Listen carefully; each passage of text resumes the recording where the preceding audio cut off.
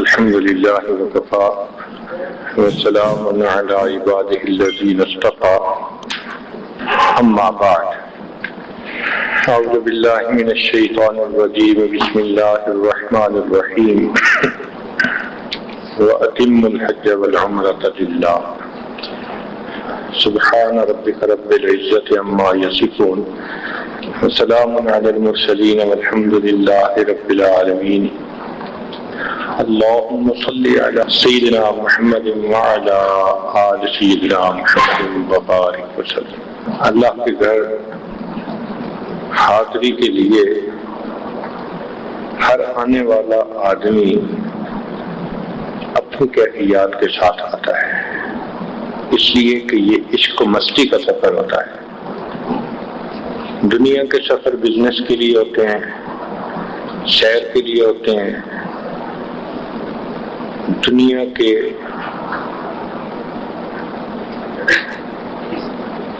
معاملات میں انجوائے کرنے کے لیے ہوتے ہیں، مگر ان کا تعلق جسم کے ساتھ۔ یہ جو حج اور عمرے کا سفر، اس کا تعلق روح کے ساتھ۔ یہ عشق و مستی کا سفر ہے جس میں کہ آنے والا اللہ کی محبت میں ڈوب کر اللہ کے گھر کی طرف آتا ہے۔ اسی لیے احرام باندھنا ضروری قرار دیا گیا کہ جب تم ہی اپنے محبوب سے ملنے کے لیے رہے ہو تو تمہیں دنیا کی زیب و زینت سے کیا سروکار ہے۔ یہ امیری اور غریبی کا فرق سب ختم، اب تم سب بندے ہو۔ آ گیا این لڑائی میں اگر وقت نماز، قبلہ روح ہو کے زمیں بوس ہوئی قوم حجاز۔ ایک ہی صف میں کھڑے ہو گئے محمود و ایاز، نہ کوئی بندہ رہا نہ کوئی بندہ نواز۔ بندہ او صاحب و محتاج و غنی ایک ہوئے، تیری سرکار میں پہنچے تو سبھی ایک ہوئے۔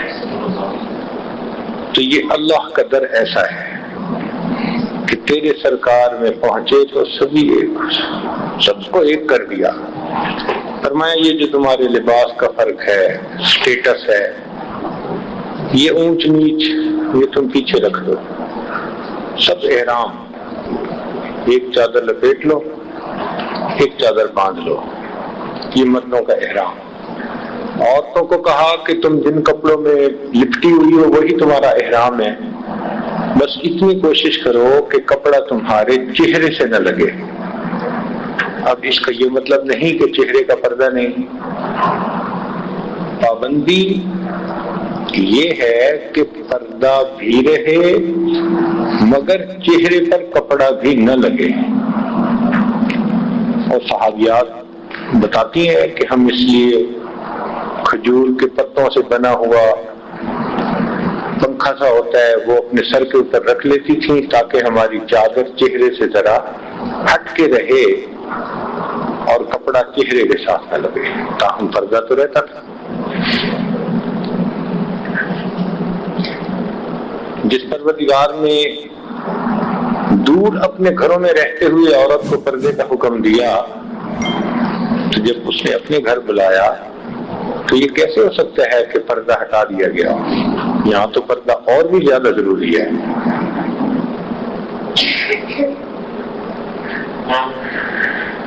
تو مرد کا احرام دو چادریں، خوشبو بھی منع کر دی گئی۔ فرمایا کہ یہ تو زیب و زینت ہے، بالوں کا کاٹنا بھی منع کر دیا گیا، ناخن کا کاٹنا، میل کچیل کا دور کرنا، شکار کھیلنا۔ فرمایا عاشق کو ان سے کیا غرض، کیا واسطہ؟ مرغ دل را گلشن بہتر سے کوئے یار نیست، طالب دیدار را ذوق گل و گلزار نیست۔ جو دیدار کا طالب ہوتا ہے اس کو گل و گلزار سے کیا واسطہ؟ فرمایا کہ بس تم سب چلو اس گھر کی طرف اور تمہاری زبان پہ بس ایک ہی نغمہ ہو، کیا؟ لبیک اللہم لبیک، حاضر ہوں، ہے میرے پروردگار میں حاضر ہوں۔ کیا اچھے اور پیارے الفاظ ہیں. نبی شام جب حجۃ الوداع کے لیے تشریف لانے لگے تو جبریل علیہ السلام آسمان سے نازل ہوئے اور فرمایا کہ اللہ رب العزت نے خصوصی طور پر پیغام بھیجا ہے کہ آپ صحابہ کو حکم دیں وہ تلبیہ اونچی آواز سے پڑھیں. یعنی اللہ نے اس بات کو پسند فرمایا. عورتیں آہستہ پڑھیں اور مرد جہر سے پڑھیں. صحابہ کرام فرماتے ہیں کہ ہم اتنا زیادہ تلبیہ پڑھتے تھے کہ ہمارے منہ خشک ہو جایا کرتے تھے. اللہ کو یہ کلمہ پسند. ایک حدیث پاک میں آتا ہے کہ 4 بندے ایسے ہیں کہ جن کی زبان سے نکلے ہوئے الفاظ پر اللہ تعالی بستی پر آنے والے عذاب کو ٹال دیتے ہیں. ایک مؤذن جب اذان کی اللہ اکبر کہتا ہے تو یہ اللہ اکبر کا کہنا اللہ کو اتنا پسند اس بستی پہ آنے والی مصیبت کو ٹال دیتے ہیں. ایک مجاہد جب اللہ کے راستے میں نعرہ لگاتا ہے اور اللہ اکبر کہتا ہے تو اللہ کو یہ اپنی عظمت اتنی اچھی لگتی ہے. فرمایا کہ اس مجاہد کے نعرے کی وجہ سے بستی پر آنے والے سب کے سب عذاب کو ٹال دیا جاتا ہے. اور تیسرا فرمایا کہ جب کسی بستی میں کوئی بچہ قرآن مجید پڑھنے کے لیے بسم اللہ پڑھتا ہے تو یہ تسمیہ اللہ کو اتنا پسند کہ اس بستی پر آنے والے عذاب کو ٹال دیا جاتا ہے. اور چوتھی بات فرمائی کہ جب کوئی محرم احرام کی حالت میں لبیک اللہم لبیک یہ الفاظ کہتا ہے اللہ کو یہ لبیک کا لفظ اتنا اچھا لگتا ہے وہ بندے پر تو عذاب ٹالتے ہی ہیں جس بستی میں وہ بندہ موجود ہو اس بستی پر آنے والے عذاب کو ٹال دیا جاتا ہے. آپ سوچئے کہ یہ کتنا پیارا کلمہ ہے جو اللہ نے ہمیں عطا فرمایا. لبیک حاضر ہوں اللہم لبیک اے اللہ میں حاضر ہوں. سبحان اللہ سبحان اللہ. اب آنے والا یہاں آ کر اللہ کے گھر کا طواف کرتا ہے صحیح کرتا ہے عمرے کے اعمال مکمل کرتا ہے. یہ جو ہے نا گھر کا طواف یہ دیکھنے والے کو عجیب سا لگتا ہے کہ یہ کیا ہوا. جی ہاں فطرت میں اس کی نشانیاں آپ دیکھیں.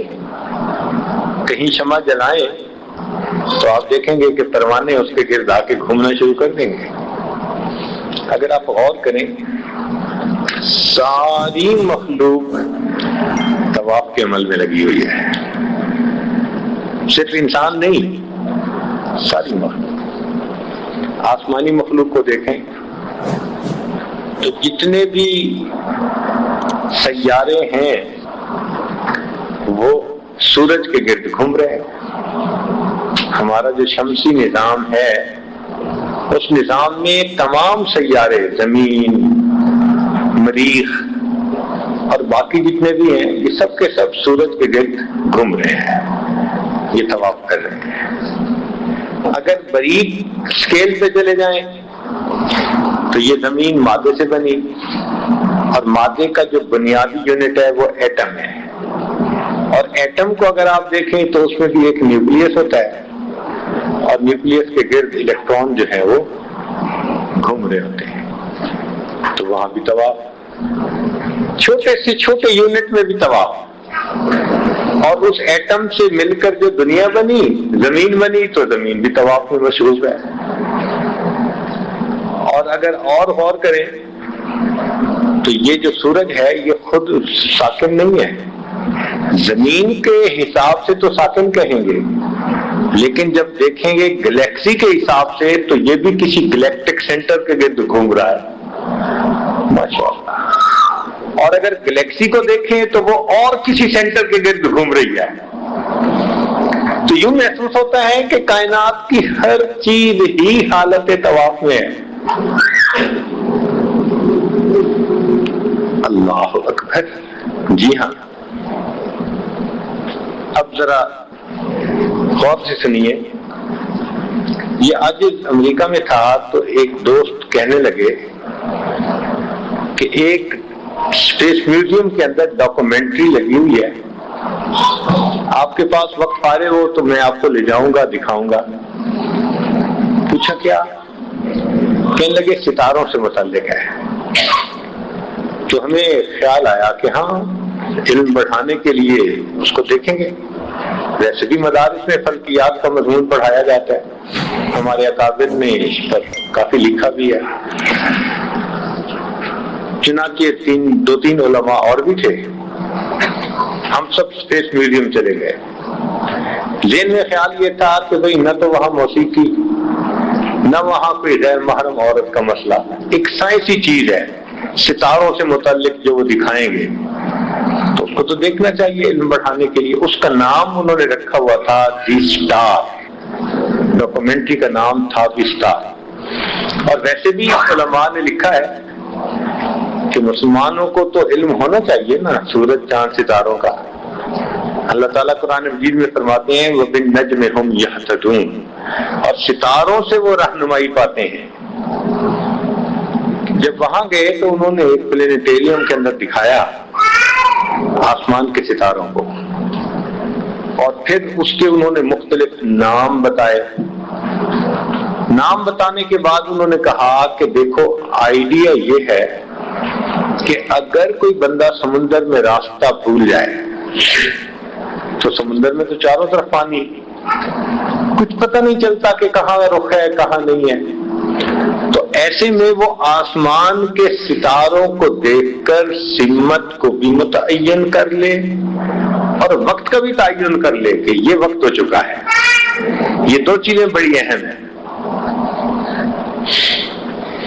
یا کسی کو دشمن نے کسی جنگل میں جا کے ڈال دیا, صحرا میں ڈال دیا جہاں چاروں طرف ایک جیسی ریت ہے, تو وہ آسمان کے ستاروں سے رہنمائی پا سکتا ہے, ڈائریکشن کا پتہ کر سکتا ہے.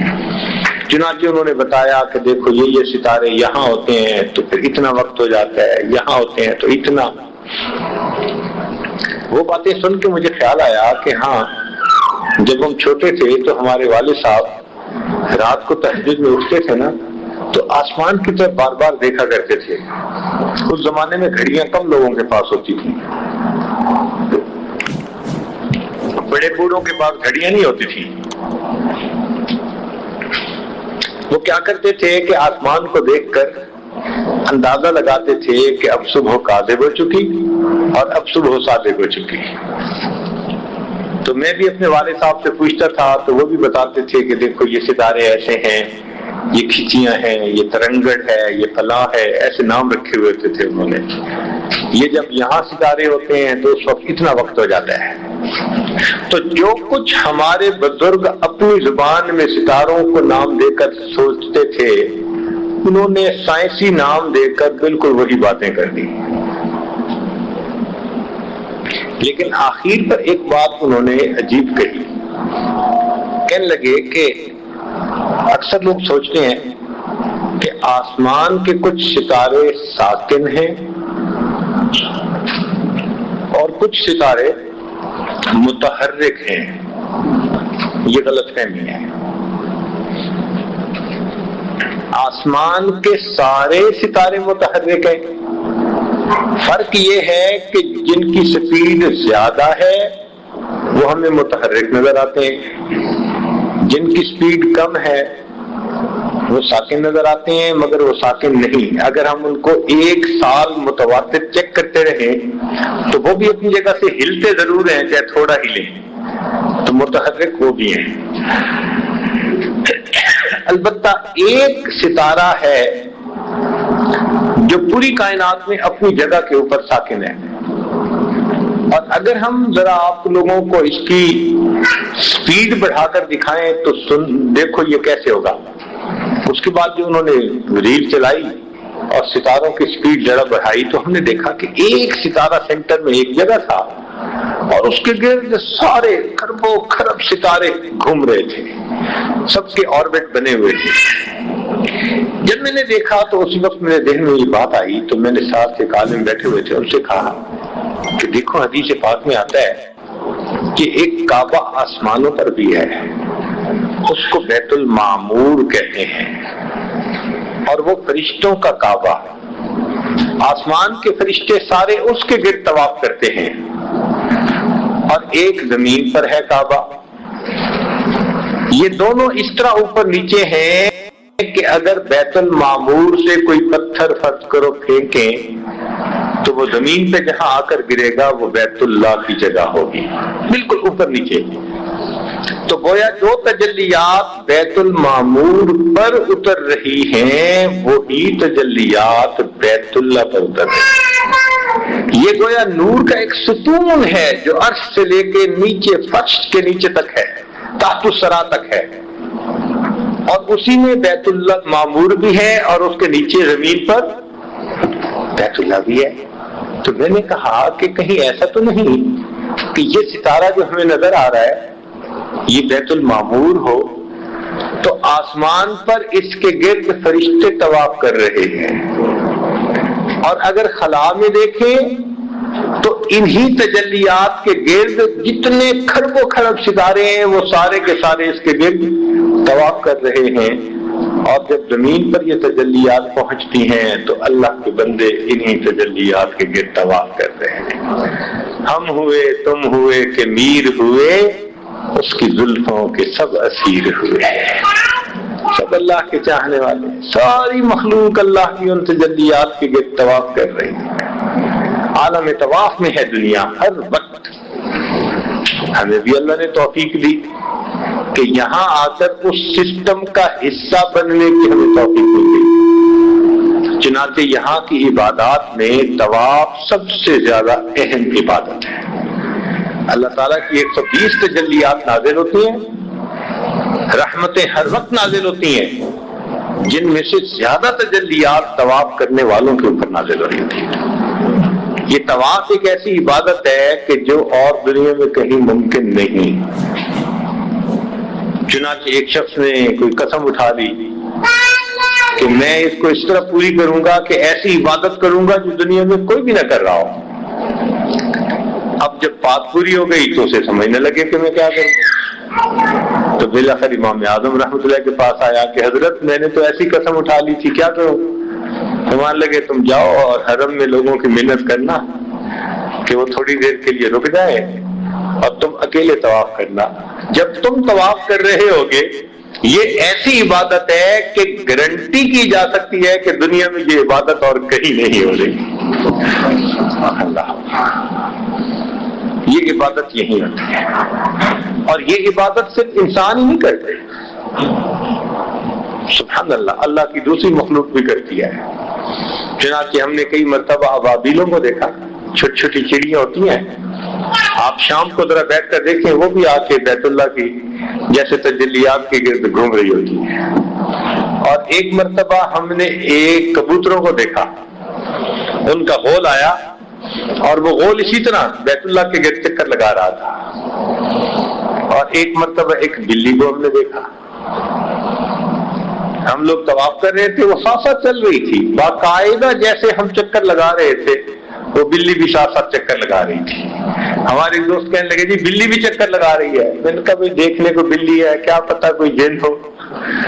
بلی تو مکلف نہیں ہے نا بھائی کہ طواف کرے، مکلف تو یہ انسان ہے یا جن ہے۔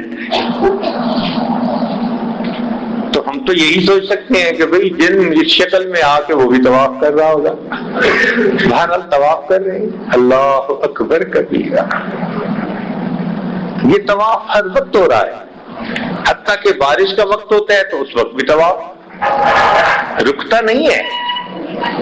بس فرض نماز جب پڑھی جاتی ہے تو چونکہ وقت کی نماز سب سے اعلیٰ عبادت، وقت کا امر اہم، اس لیے اس وقت اس کو موقوف کرتے ہیں۔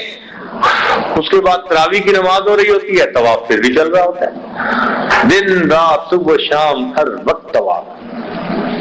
آپ حیران ہوں گے کہ ایک مرتبہ بہت بارشیں ہوئی اور سیلاب آ گیا بیت اللہ میں، چونکہ یہ نشیب کی جگہ ہے نا تو پہاڑیوں کا سارا پانی یہی، تو اتنا پانی کہ لوگ ڈوب جاتے تھے۔ این اس وقت جب اتنا پانی تھا بیت اللہ کے گرد کے بیت اللہ کا دروازہ تک ڈوب گیا تھا، اللہ نے اپنے ایسے بندے بھیج دیے جو اس وقت تیر کر بیت اللہ کا طواف کرتے رہے۔ جتنے دن پانی رہا تیر کے تو لوگ طواف کرتے، طواف چلتا رہا۔ سبحان اللہ، واہ میرے مولا، کیسی آپ کی عبادت ہے۔ ایک شمع جلا دی ہے اور اس شمع کے گرد پروانے ہر وقت محو طواف میں۔ اللہ اکبر کبیرہ۔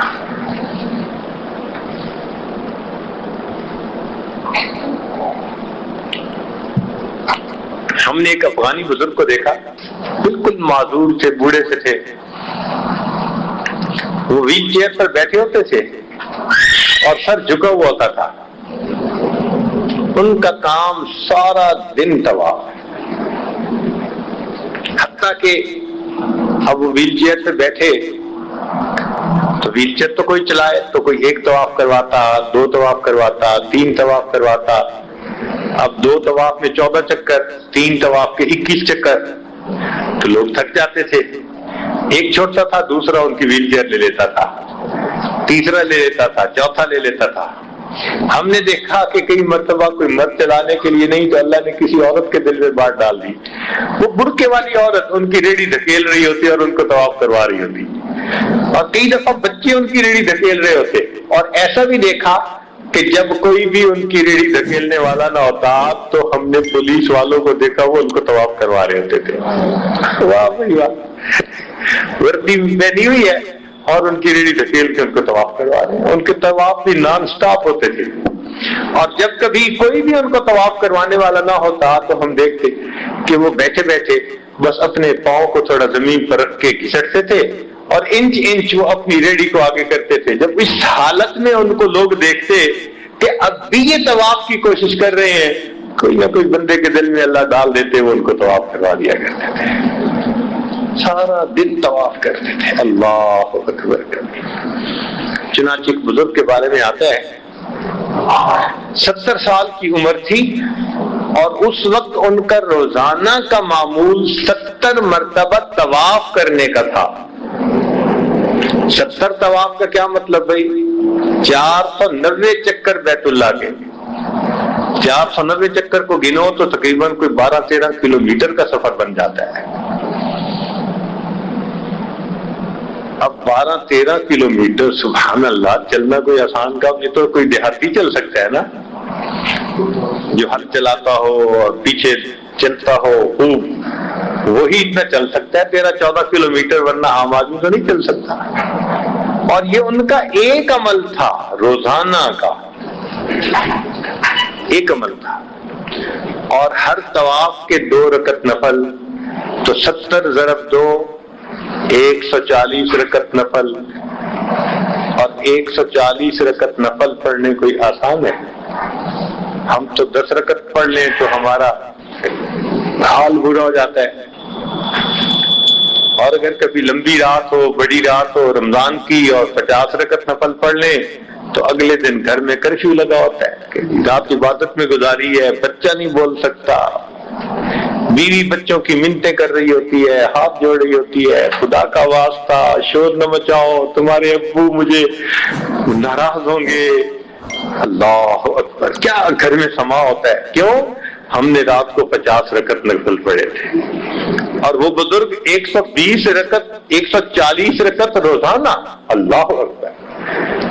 میں اپنے دوستوں کو کہتا ہوں کہ ہماری حالت تو یہ ہے کہ آج ہم 50 رکعت کی نیت کر لینا تو جب 85 رکعت کے پر پہنچے گے نا تو حالت ہی ہوگی کہ رکوع سے اٹھتے ہوئے سمے اللہ کی جگہ ہوئی اللہ نکل رہا ہوگا۔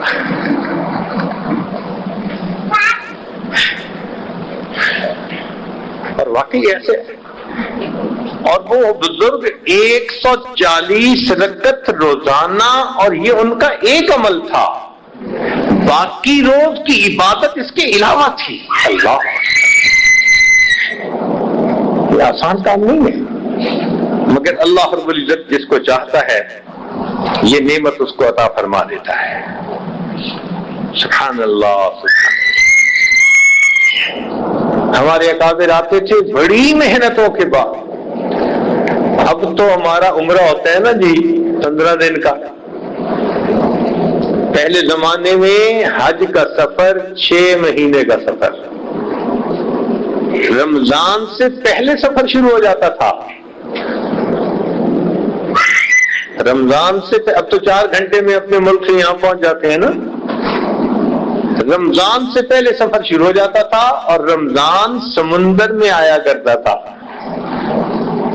6 مہینے لگ جاتے تھے حج کرتے ہوئے، اللہ اکبر، مشقتوں کا سفر کر کے آتے تھے۔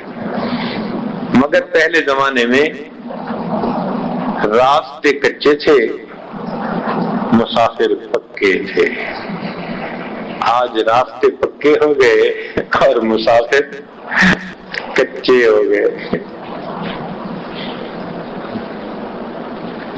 ہمارے حضرت رحمت اللہ علیہ فرماتے تھے کہ ہم سفینۃ الحجاج کے ذریعے جب پہنچتے تھے تو جدہ سی پورٹ کے اوپر جب جہاز لگتا تھا تو جہاز کے تمام لوگوں کو 3 دن جہاز کے اندر ہی رکھا جاتا تھا کہ ان پہ کوئی وائرس نہ ہو، بیماری نہ ہو جو ہمارے ملک میں آ جائے، لہذا 3 دن یہ یہیں رہے۔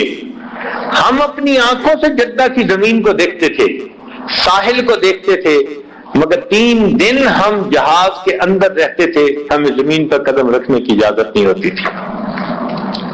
اور آج ماشاءاللہ جہاز لینڈ کرتا ہے اور اس کے 1-2 گھنٹوں کے اندر ہم ایئرپورٹ سے نکل کے باہر، اور air condition airport, air condition بیٹھنے کی جگہ، ٹھنڈا پانی موجود، ٹوائلٹ، ہر چیز موجود، چائے اور اس طرح کی چیزوں کے لیے جگہ موجود، اور پھر ہم اعتراض کر رہے ہوتے ہیں جی بڑا وقت لگ جاتا ہے، بڑا وقت لگ جاتا ہے، یہ بڑا کھڑا رکھتے ہیں جی۔ اللہ،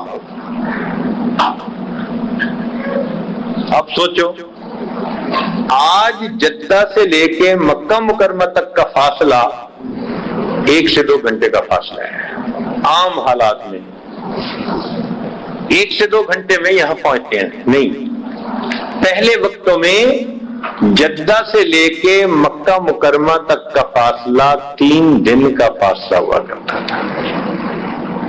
یہ تقریباً کوئی 60 میل کے قریب جگہ بنتی تھی، اور 20 میل کا سفر اونٹوں پہ روزانہ ہوتا تھا، اور ہم تو بالکل سیدھی پلین روڈ کے اوپر چل کے آتے ہیں نا، یہ پہاڑیوں کو کاٹ کر ایسا بنایا گیا۔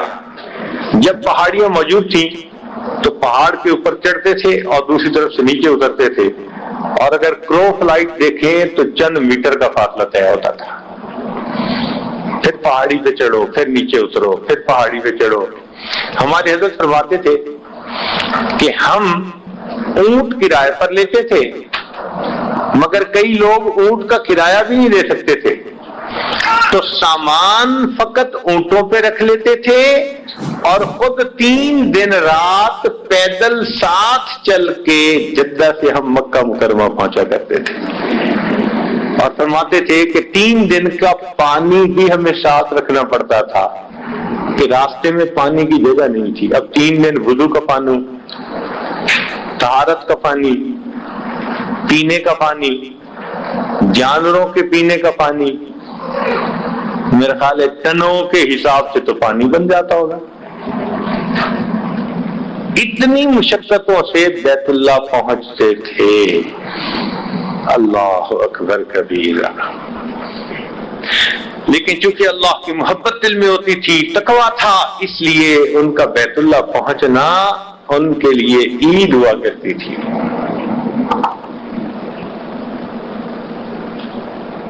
کسی نے بزرگ سے پوچھا تھا کہ حضرت عید کب ہوگی؟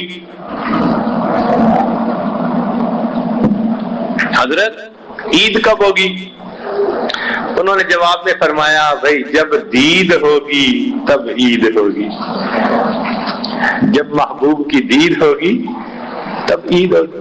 تو ہمارے بزرگ اتنی محبت کے ساتھ آتے تھے کہ یہاں جب وہ کعبے کی دید کرتے تھے پھر ان کی عید ہو جایا کرتی،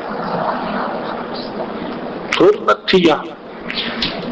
حضرت مرشد عالم رحمۃ اللہ فرمانے لگے کہ 1930 سے پہلے، تیل نکلنے سے پہلے اتنی غربت تھی کہ کوئی حد نہیں۔ فرمان لگے ہم مکہ مکرمہ سے مدینہ طیبہ جا رہے تھے، 16 دن لگتے تھے۔ آج تو مکہ مکرمہ سے بس میں بیٹھیں تو 5 گھنٹے کے بعد 6 گھنٹے کے بعد مدینہ طیبہ میں، اس وقت 16 دن لگتے تھے مکہ مکرمہ سے مدینہ کا سفر۔ امام شافعی رحمۃ اللہ فرماتے ہیں کہ میں نے ایک مرتبہ بھورے اونٹ پر ایک قافلے کے ساتھ یہ سفر طے کیا، 16 دن لگے اور 16 دن میں نے 16 مرتبہ قرآن مجید کو مکمل کر لیا۔ آج مکہ مکرمہ سے مدینہ طیبہ کا سفر کرتے ہم درمیان میں سورہ یاسین بھی نہیں پڑھ پاتے۔ ہمارے حضرت رحمۃ اللہ فرماتے تھے ایک مرتبہ ہم مکہ مکرمہ سے مدینہ طیبہ جا رہے تھے تو راستے میں ایک جگہ ہم نے پڑاؤ ڈالا۔ فرماتے ہیں کہ ایک بوڑھا آ گیا، عربی تھا، دیہاتی، تو آ کر اس نے اشارہ کیا کہ مجھے بھوک لگی ہوئی ہے۔ تو میں نے اپنی اہلیہ سے کہا کہ اس کے لیے کچھ کھانا بنا دو، تو آٹا وغیرہ ایسی چیزیں ساتھ لے کے چلتے تھے سفر میں۔ فرماتے ہیں کہ میری اہلیہ نے پانی نکالا، آٹا نکالا، چولہا نکالا کہ روٹی پکا کے دے۔ اس نے جیسے ہی پانی دیکھا نا اور آٹا دیکھا تو وہ دیہاتی آگے بڑھا اور اس نے جگ میں سے پانی ایک پیالے میں ڈالا اور ایک مٹھی آٹے کی بھر کے اس پانی کے اندر ڈال دی اور اس کو ہلا کر اس نے پی لیا اسی طرح کچا، اور پینے کے بعد کہنے لگا کہ اب میں روٹی کے پکنے کا انتظار کر سکتا ہوں۔ اتنی شدید بھوک تھی کہ کہتے ہیں کہ اب میں روٹی کے پکنے کا انتظار کر سکتا ہوں، اتنی بھوک ہوتی ہے۔ اللہ اکبر کبیرہ۔ ہمارے حضرت فرماتے ہیں کہ ہم مکہ مکرمہ میں جب رہتے اور تربوز کھا کر، خربوزہ کھا کر جب ہم اس کے چھلکے پھینکتے تو مقامی بچے آپس میں جھگڑتے تھے کہ یہ چھلکا کون اٹھائے گا۔ وہ چھلکے اٹھاتے اور چھلکے کھاتے، اور کئی مرتبہ چھلکے گھر لے جاتے تو ان کی والدہ تربوز کے چھلکے کو کاٹ کر سالن کے طور پر پکایا کرتی تھی۔ تربوز کے چھلکے سالن کے طور پر پکتے تھے۔ فرماتے ہیں کہ چند بچے اسی طرح تربوز کے چھلکے لے جاتے رہے تو ایک دن میرے دل میں خیال آیا، میں نے 2-3 تربوز خریدے اور میں نے ان بچوں میں کاٹ کے تقسیم کر دیے۔ کہنے لگے بچوں کے لیے وہ بہت خوشی کا دن تھا، تربوز کھا رہے تھے۔ کہنے لگے تربوز کھائے تو ان میں سے ایک بچے نے عجیب بات کہی، کہنے لگا کہ ہم نبی علیہ السلام کے احسان مند ہیں، اگر وہ یہاں تشریف نہ لاتے تو کون حج اور عمرہ کرنے کے لیے آتا اور ہمیں تربوز کھانے کا موقع کب نصیب ہوتا۔ اللہ اکبر کبیرہ۔ ہم نبی علیہ السلام کے شکر گزار ہیں کہ وہ تشریف لائے اور ان کی برکت سے آج لوگ آتے ہیں اور ان حاجیوں کی وجہ سے ہمیں تربوز کھانے کی توفیق مل جاتی۔ حضرت فرماتے ہیں کہ ایک مرتبہ ہم حج کے لیے تشریف لائے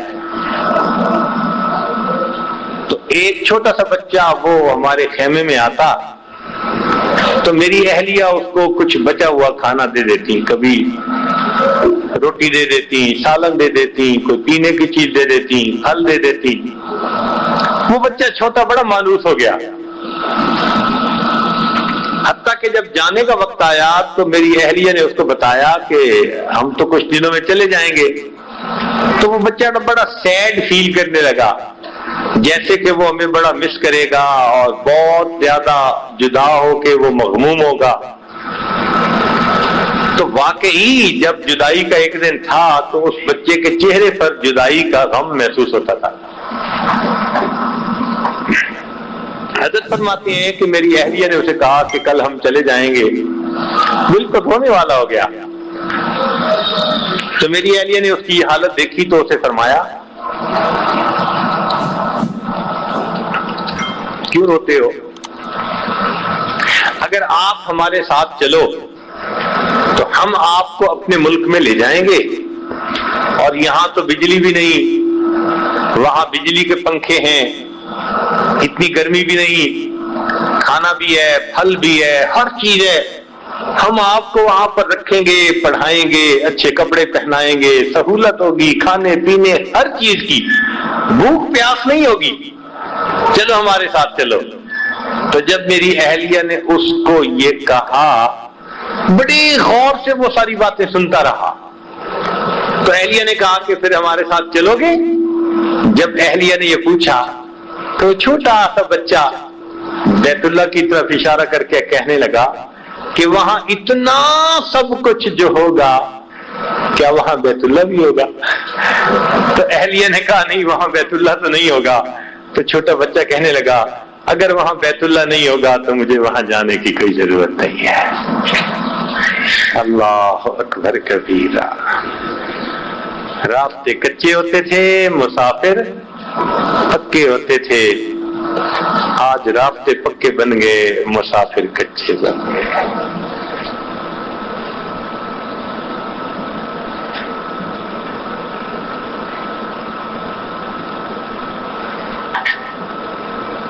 تو ہم بھی یہاں آ کر اس وقت کی اہمیت کو پہچانیں اور اللہ سے مانگیں، جو نعمت مانگیں گے اللہ رب العزت سے ملے گی۔ زندگی کا بہترین وقت گزار رہے ہیں یہاں۔ سالم بن عبداللہ ایک بزرگ تھے، ان کے بارے میں آتا ہے کہ وہ طواف کر رہے تھے، حاکم وقت آ گیا،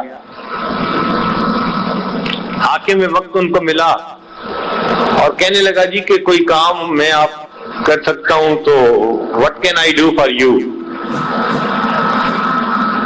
تو جیسے اس نے یہ پوچھا نا تو وہ فرمان لگے بھائی دیکھو میں تو یہاں حرم میں ہوں، اب حرم میں بھی میں آپ سے مانگوں گا؟ بھائی حرم میں تو ہم حرم کے پروردگار سے مانگیں گے نا، فَلْيَعْبُدُوا رَبَّ هَذَا الْبَيْتِ، اس گھر کے رب کے سے مانگیں گے۔ تو وہ حاکم چپ ہو گیا۔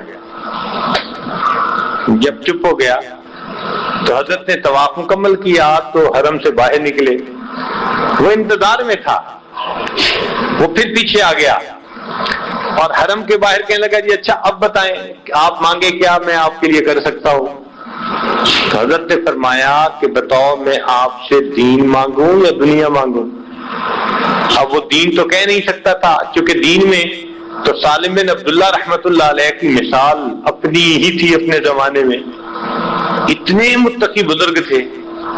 تو وہ کہنے لگا جی نہیں آپ کو اس سے دنیا کی کوئی چیز مانگیں۔ تو حضرت نے فرمایا کہ جس پروردگار نے دنیا کو بنایا اس سے میں نے دنیا کبھی نہیں مانگی، میں آپ سے دنیا کیا مانگوں گا؟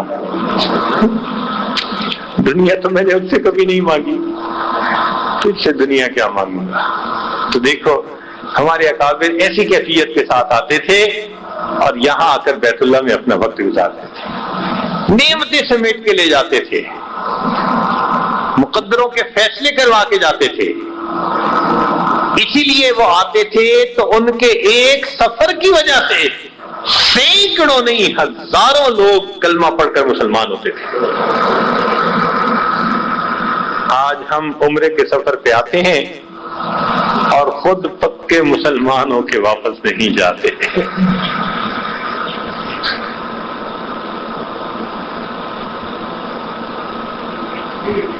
کعبہ بھی گئے پر نہ گیا عشق بتوں کا، کعبہ بھی گئے پر نہ گیا عشق بتوں کا، زمزم بھی پیا پر نہ بجھی آگ جگر کی۔ زمزم بھی پیتے ہیں لیکن جو ایک نفسانی شیطانی آگ لگی ہوتی ہے نا عشق مجازی والی، وہ نہیں جاتی۔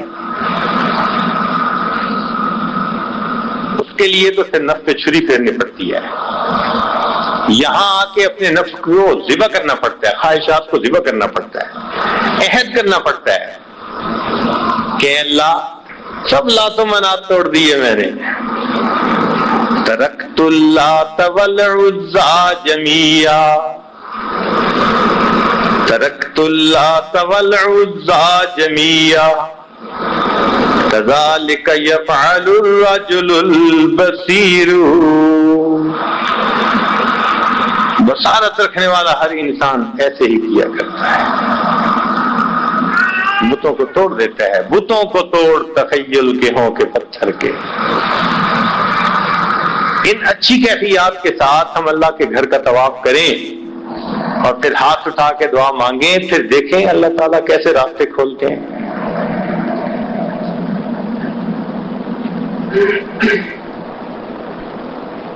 دن میں طواف کریں، رات میں طواف کریں.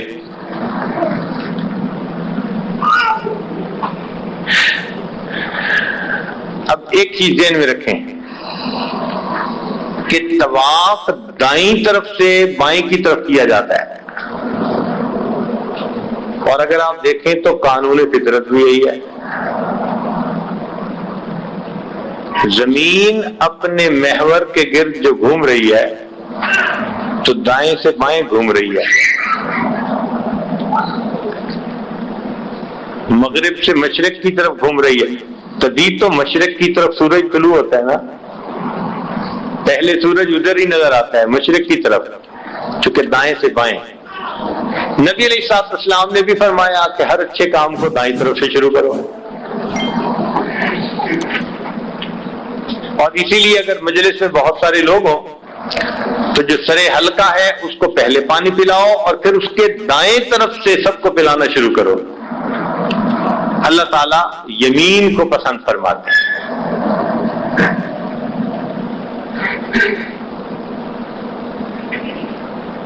طواف میں بھی ہم اسی طرح کرتے ہیں کہ یمین سے ہم یسار کی طرف آتے ہیں. تو یہ ایک فطرتی معاملہ ہے.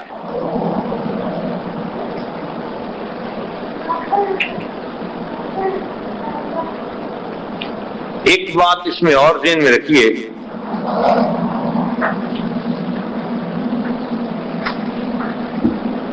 کہ طواف کے ان چکروں میں ہم اللہ سے دعائیں مانگیں. جو دعا مانگیں گے اللہ کی طرف سے قبول ہوگی. میں لوگ بیت اللہ کے دروازے کے سامنے جائیں تو ہم دعا مانگے اللہم انی فقیرک ببابک سائلک ببابک. تیرا فقیر، تیرا سائل تیرے دروازے پہ حاضر ہے. میرے مولا بہت دور سے آیا ہوں اور بہت دیر سے آیا.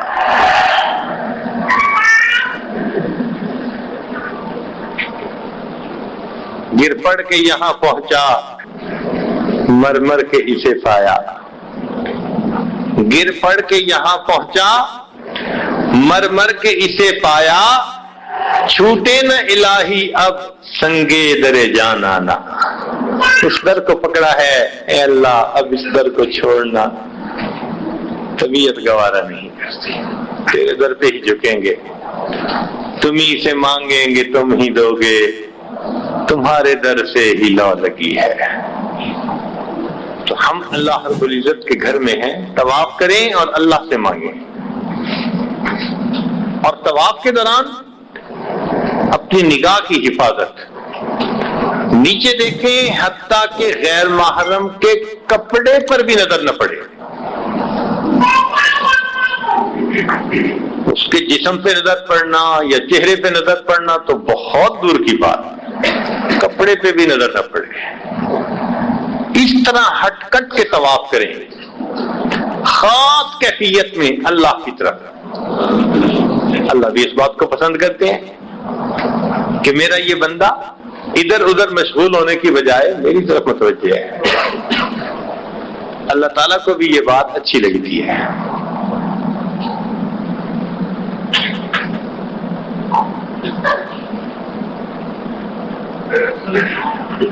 ایک خیال کبھی کبھی ذہن میں شروع میں آتا تھا کہ شریعت نے مرد اور عورت کی جو تفریق ہے اس کو ایسا کیا کہ بھئی مرد مردوں میں رہیں، عورتیں عورتوں میں رہیں، مرد اور عورتیں تب قریب آئیں جب محرم ہوں، اس لیے پردے کا حکم دیا۔ حتیٰ کہ فرض نماز پڑھنی ہے تو شریعت نے کہا کہ مردوں کی صفیں آگے بنے، عورتوں کی صفیں پیچھے بنے۔ حدیث پاک میں آتا ہے کہ نبی علیہ السلام جب نماز پڑھاتے تو باب النساء بالکل پیچھے تھا، تو آپ نماز کے بعد تھوڑی دیر کے لیے ذکر اذکار فرماتے تھے تاکہ اس دوران جو عورتیں حاضر ہوتی وہ پہلے چلی جاتی تھی اور بعد میں مرد نکلا کرتے تھے۔ مردوں عورتوں کا ایک وقت میں نکلنا بھی پسند نہ فرمایا۔ جب مسجد نبی میں باب النساء بنایا تو نبی علیہ السلام نے فرمایا کاش مرد دوسرے دروازوں سے جائیں۔ عبداللہ ابن عمر رضی اللہ عنہ نے یہ بات سن لی، فرماتے ہیں کہ اس کے بعد پوری زندگی عام وقت میں بھی اگر باب النساء قریب ہوتا میں باب النساء سے نہیں گزرتا تھا کہ میرے آقا نے کہہ دیا مرد دوسرے دروازوں سے داخل۔ اتنا خیال۔ تو فرمایا کہ مرد راستوں کے درمیان میں چلیں، عورتیں راستوں کے کناروں پہ چلیں۔ صحابیات فرماتی ہیں ہمیں اگر گلی میں سے گزرنا ہوتا تو ہم گلی کے اتنا کنارے پہ چلتی کہ ہمارے برقع چادروں کے کپڑے دیوار کے ساتھ پھنس جایا کرتے تھے، یعنی اتنا دیوار کے قریب سے ہو کے گزرتی تھی، مرد الگ عورتیں الگ۔ اب جب یہ اصول ہے پوری شریعت میں تو یہی اصول طواف میں بھی ہو سکتا تھا۔ مردوں کو کہہ دیا جاتا تمہارا طواف دن میں، عورتوں کو کہہ دیا جاتا بالفرض تمہارا طواف رات میں، قصہ ختم۔ عورتیں رات کو جا کے طواف کر لیتی، مرد دن میں طواف کر لیتے، مگر نہیں، اللہ تعالیٰ نے نہ کوئی وقت کو تقسیم کیا نہ جگہ کو تقسیم کیا۔ بس نماز کا وقت نہ ہو، اگر فرض نماز ہے تو پھر نماز افضل، ورنہ اس کے سوا ہر وقت عورت بھی چاہے طواف کر سکتی ہے، مرد بھی چاہے۔ گو کو کہا نے لکھا ہے کہ عورت کنارے پر کرے مرد اندر کرے، مگر طواف تو ہر وقت ہی ہو سکتا ہے نا، مرد کرے یا عورت کرے۔ تو یہاں آ کر یہ الگ الگ کیوں نہیں کیا گیا؟ کئی دفعہ ذہن میں یہ سوال آتا تھا، تو پھر جا کے بات حقیقت سمجھ میں آئی کہ پہلی بات تو یہ کہ اس جگہ کو اللہ نے حرم فرمایا، اور حرم کی وجہ سے اس کی عزت اتنی، فرمایا کہ باہر تم گناہ جب تک کر نہ لو تب تک سزا نہیں دیں گے، مگر حدود حرم میں تم گناہ کا دل میں ارادہ بھی کرو گے تو ہم تمہیں سزا دیں گے۔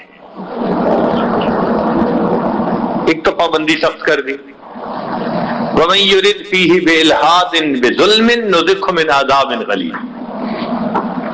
اور دوسری بات، اصل میں اللہ تعالیٰ یہ چاہتے تھے کہ مرد بھی ہیں عورتیں بھی ہیں، میرے گھر کا طواف کرنے کے لیے آئے ہیں، تو اب یہ اتنا میری محبت میں ڈوب کر طواف کریں کہ ان کو ایک دوسرے کی طرف دھیان ہی نہ رہے۔ رخ زیبا کے آگے شمع رکھ کر وہ یہ کہتے ہیں، رخ زیبا کے آگے شمع رکھ کر وہ یہ کہتے ہیں، ادھر آتا ہے یا دیکھیں ادھر جاتا ہے پروانہ۔ اللہ رب العزت نے بھی یہی معاملہ کر دیا، فرمایا کہ آؤ ذرا، میں دیکھنا یہ چاہتا ہوں کہ دل اٹکا کہاں ہے، مخلوق میں یا خالق میں۔ میری محبت کے دعوے کر کے آئے، میری محبت کے متلاشی بن کے آئے، اب میرے گھر میں آ گئے ہو نا، اب میں تمہیں ٹیسٹ کرتا ہوں، آؤ ذرا طواف کرنے، اکٹھا طواف کر کے دکھاؤ۔ لیکن ایسے بھی اللہ کے بندے ہوتے ہیں کہ طواف میں جب جاتے ہیں مرد اپنی مردانگی بھول جاتے ہیں، عورتیں نسوانیت بھول جاتی ہیں۔ ہم نے دیکھا طواف کے دوران مرد بھی ہچکیاں لے کے روتا ہے، عورت بھی رو رہی ہوتی ہے، مرد بھی آنسو بہا رہا ہے، عورت بھی آنسو۔ اس نے بھی کہا یا رب یا رب، اس نے بھی کہا یا اللہ یا اللہ۔ جب دونوں تڑپ تڑپ کے اللہ سے مانگتے ہیں، اللہ فرشتوں کو منظر دکھاتے ہیں، تم تو کہتے تھے یہ جائیں گے فساد مچائیں گے، خون بہائیں گے، میرے ان بندوں کو بھی دیکھ لو، مرد بھی تو ہیں، عورتیں بھی ہیں، ان کے جسمانی تقاضے بھی ہیں، نفس ایک دوسرے کی طرف متوجہ بھی کر سکتا ہے، مگر نہیں، اب مرد اپنی مردانگی بھول گیا، عورت نسوانیت بھول گئی، میری محبت نے ایسے غلبہ پا لیا، سب میری محبت میں متوجہ میری طرف ہیں، مجھے ہی پکار رہے ہیں۔ دیکھو مرد بھی میری محبت میں رونے والے، عورتیں بھی میری محبت میں رونے والی، یہ میرے عشاق کا مجمع ہے۔ سمجھ آ گئی ایک دوسرے کی محبتیں بعد کی بات تھی، اصل میری محبت تھی جو دلوں پر غالب تھی، اور یہاں آ کے اس نے بتلا دیا۔ اللہ تعالیٰ اس منظر کو شاید فرشتوں کو دکھاتے ہوں گے، فرشتوں کو دکھانا تھا، بشر ایسے بھی ہوتے ہیں، میرے ایسے بھی تو بندے ہوتے ہیں، آنکھ اٹھا کر دیکھنا چاہیں دیکھ سکتے ہیں، آنکھ جھکی ہوئی ہے، پرنم ہے، دل اللہ سے جڑا ہوا ہے، پکار رہا ہے اور اللہ سے معافیاں مانگ رہا ہے، رب اغفر رب اغفر۔ اللہ فرماتے ہیں ان کو اتنا تو پتا ہے کوئی ان کا پروردگار ہے۔ جب میرے بندے اس محبت کے ساتھ میرے گھر کا طواف کر رہے ہیں، میں ان بندوں کی اس محبت کو قبول کر کے ان بندوں کے پچھلے سب گناہوں کو معاف فرما دیتا ہوں۔ یہ طواف کا عمل عجیب عمل ہے، پہلے زمانے میں بات سمجھنی مشکل تھی، آج کے زمانے میں سمجھنی آسان ہو گئی۔ وہ کیسے؟ پہلے عورتیں کپڑے ہاتھ سے دھویا کرتی تھیں، صابن لگاتی تھیں یا شیمپو ڈالتی تھیں اور اس کو دھویا کرتی تھیں۔ آج کل واشنگ مشین آ گئی۔ واشنگ مشین کیا ہوتی ہے؟ میلے کچیلے گندے کپڑے آتے ہیں، اس کو واشنگ مشین میں ڈال دو، پانی بھی آ جاتا ہے، اس میں صابن بھی پڑ جاتا ہے، چند چکر لگوا کے ساری میل نکال کے اس کو باہر کر دیتے ہیں۔ آج بات سمجھ میں آئی، والا تو نے میلے دلوں کے لیے، تو نے گناہوں سے آلودہ دلوں کے لیے ایک روحانی واشنگ مشین ایسی بنا دی۔ میرے بندو لچھڑے دلوں کو لے کے آؤ گے، تم اپنے آلودہ دلوں کو لے کر آؤ گے، میرا گھر یہ روحانیت کی ایسی واشنگ مشین ہے، میں تمہیں طواف میں جب ڈالوں گا بس 7 چکر لگوا کے سب گناہوں کو دھو کے صاف دلوں کو باہر نکال دوں گا۔ اللہ اکبر کبیرہ۔ اللہ رب العزت ہمیں صحیح محبت کے ساتھ اچھے انداز سے طواف کرنے کی توفیق عطا فرمائے۔ وآخر دعوانا ان الحمدللہ۔